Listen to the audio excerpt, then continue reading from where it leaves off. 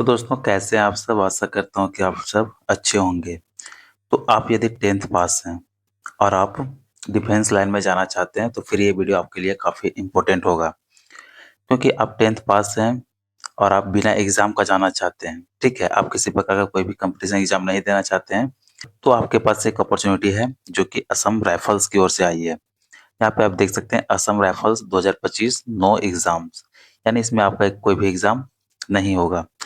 तो आप भी डिफेंस में जाना चाहते हैं, तो फिर इस वीडियो को शुरू से अंत तक पूरा देखें, क्योंकि इसमें हम लोग इसके बारे में सारे टोटल पोस्ट, एज लिमिट क्या रहने वाला है, एप्लीकेशन फ़ी क्या होगा, सैलरी क्या होगी, आपका सिलेक्शन प्रोसेस क्या रहने।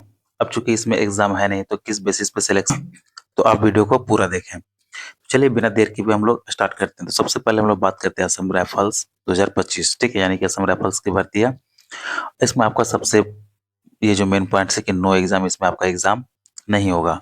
तो सबसे पहले हम लोग देखते हैं टोटल पोस्ट के बारे में कि टोटल पोस्ट कितना है। तो ये टोटल पोस्ट 69 यानी कि 69 है। टोटल इसमें 69 पोस्ट है, ठीक है? पोस्ट का नेम बोले तो ये राइफल मैन और राइफल वुमेन जीडी का है। यानी कि इसमें आपका मेल और फीमेल दोनों का अपॉर्चुनिटी है, ठीक है? ऐसा नहीं है कि केवल मेल या फिर केवल फीमेल है। मेल फीमेल आप दोनों इसमें भर सकते हैं। नेक्स्ट हम लोग एलिजिबिलिटी यानी कि योग्यता का बात करें तो पहला पॉइंट है कि 10th पास, यानी कि आपका 10th पास होना चाहिए।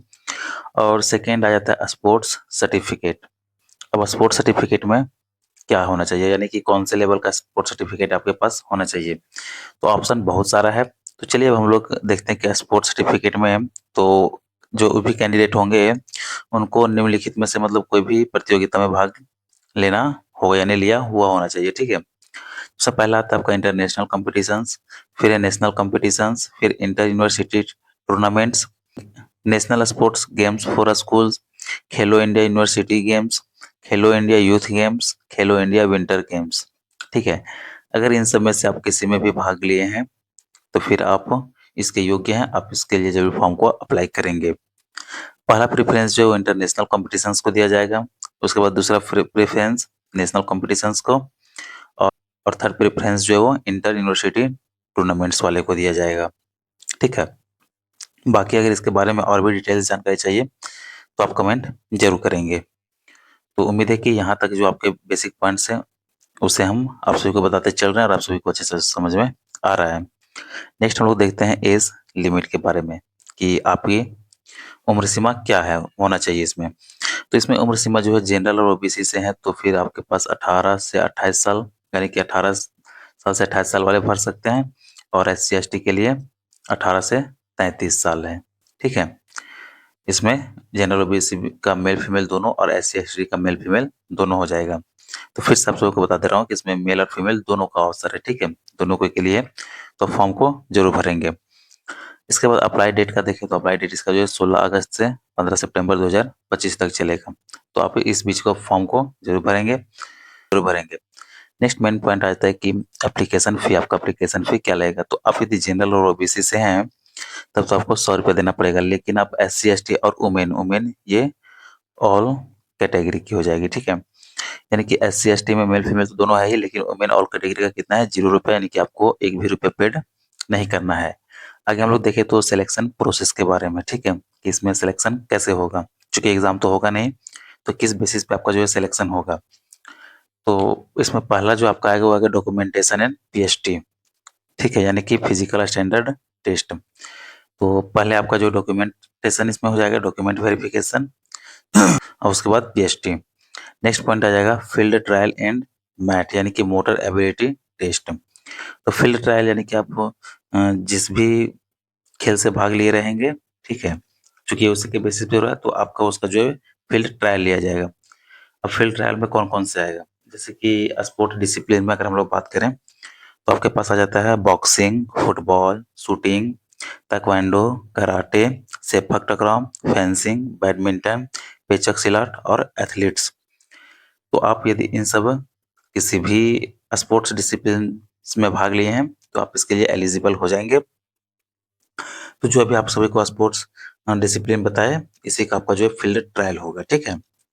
इसके बाद नेक्स्ट आ जाएगा आपका मेडिकल एग्जामिनेशन, यानी कि आप डॉक्यूमेंट्स और पीएचडी क्वालिफाई कर जाएंगे, उसके बाद आपका फील्ड ट्रायल होगा। Field trial and motor ability test में भी क्वालिफाई हो जाएंगे तो लास्ट में आपका जो है मेडिकल टेस्ट होगा, ठीक है। मेडिकल टेस्ट होने के बाद आपका जो है फाइनल मेरिट बनेगा और यदि उसमें आपका नाम आता है तो आप इसमें सिलेक्शन हो आपका हो जाएगा। चूँकि देखिए दोस्तों, इसमें आपका एग्ज़ाम होना नहीं है, ठीक है?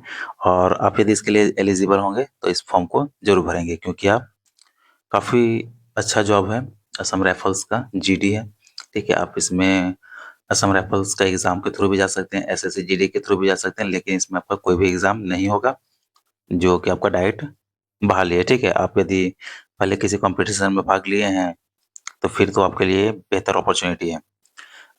अब चलिए आपका सिलेक्शन हो जाने के बाद इसमें आपकी सैलरी क्या बनेगी, ठीक है? सैलरी इसमें जो है बेसिक पे आपका 21,700 से 69,100 रहने वाला है। तो जीडी का भी जितना भी सैलरी रहता है, ठीक है? वो आपका चाहे बीएसएफ हो, असम राइफल्स हो, सारे का सैलरी सेम ही है, ठीक है? 21,700 से 69,100 ये बेसिक पे है। इसमें आपका टीए, डीए, एचआरए सारा कुछ जोड़ करके जो है लगभग 35-40 हज़ार के आस-पास आपका सैलरी बन जाएगा। अब चलिए इसके बाद सबसे मेन पॉइंट्स हम लोग देखते हैं कि इसकी इम्पोर्टेंट डेट्स क्या होगी। तो चलिए यहाँ पे सबसे पहले आप देखेंगे रैली, ठीक है? कि ये जो है आपके रैली के थ्रू इसकी बहाली होगी। रैली का जो टेंटेटिव डेट है वो है अक्टूबर से दिसंबर 2025 के बीच में, ठीक है? यानी कि आपकी रैली इसकी जो है वो अक्टूबर से दिसंबर के बीच में करवाई जाएगी। तो आप इसके लिए यदि एलिजिबल होंगे, आप 10th पास होंगे और आपके पास स्पोर्ट्स सर्टिफिकेट होगा तो आप इस फॉर्म को ज़रूर फिल करेंगे, क्योंकि ये आपके लिए बेहतर अपॉर्च्युनिटी साबित होगी। तो चलिए, उम्मीद है कि यहाँ तक असम राइफल्स जो कि इसमें आपका एग्ज़ाम नहीं होगा और आपकी डायरेक्ट भर्ती होगी, तो इससे रिलेटेड हम लोग सारी जानकारियों को देख लिया। इसके बाद भी आपके पास कोई डाउट रहती है तो आप कमेंट ज़रूर करेंगे, और वीडियो अच्छा लगा हो तो वीडियो को लाइक कर ऐसे ही इन्फॉर्मेशन के लिए हमारे चैनल को सब्सक्राइब कर हमसे जुड़ सकते हैं, ताकि इसी तरह के वीडियो का नोटिफिकेशन आप सब तक पहुँच सके। चलिए मिलते हैं फिर नेक्स्ट वीडियो में।